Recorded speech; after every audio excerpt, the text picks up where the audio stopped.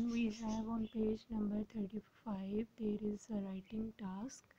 So you will do this on your registers. There is written that read the text below. It contains many past verb forms and many participle verb forms, both regular and irregular. As you know that regular verbs have no ending and irregular verbs had a proper ending. So we will add sed ing in at the end of irregular words. And regular words, as you know that it is a base word like look, cry, and etc. So you will identify which one is regular and which one is irregular verb are in this paragraph.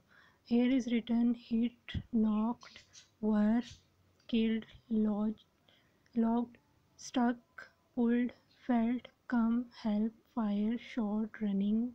These are all regular and irregular verbs.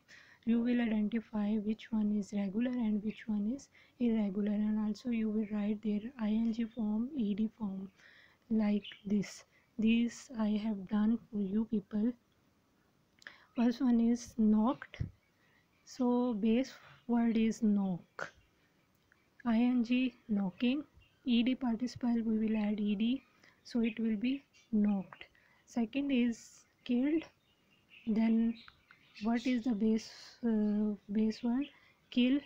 Then ing form killing and ed participle killed.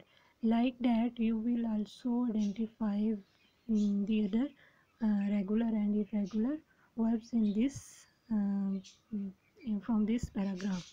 Okay student, now come to page number 36. On 36 there is also a fiction story here.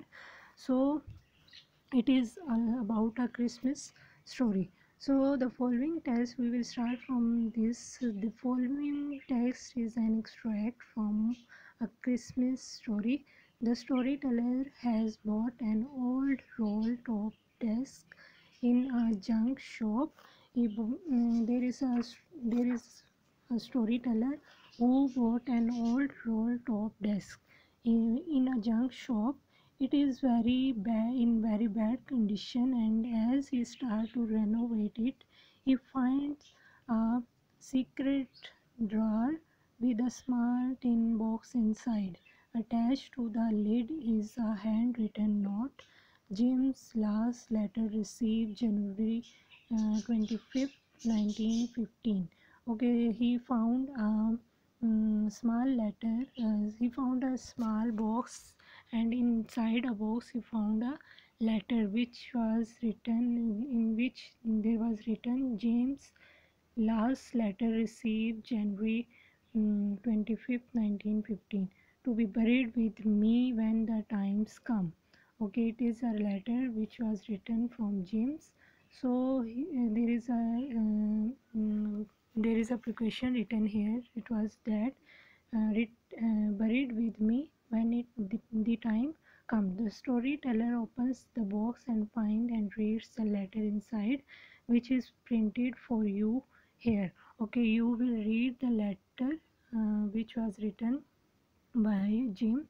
Why he wrote this letter? You, after reading, you will be able to know what is in this letter. Okay, come to their question answer of this chapter. These are the question answers on page number 40. These are the question, and you will write their answer from this page. I have written here. These are the words meaning which are underlined on above pages. You will write their meanings, and also you will write their question answers on your register, on your worksheets.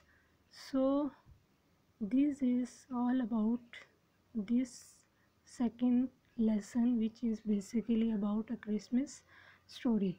You will be able to know what was in Christmas story. You will read the story by yourself. You will be able to know after that. Okay, then student, we have on page number 41, there are written phrasal verbs. As you know, what are the phrasal verbs? Jim says they were all standing to in their trenches in paragraph 1. These phrasal verbs mean that they were all alert and not resting. In the following sentences, fill in the gaps with the correct prepositions to complete the phrasal verb.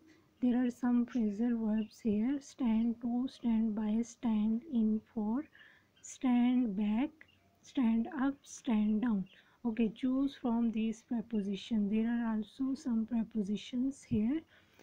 You will fill these blanks by using this preposition I have written here. I have filling these blanks for you people.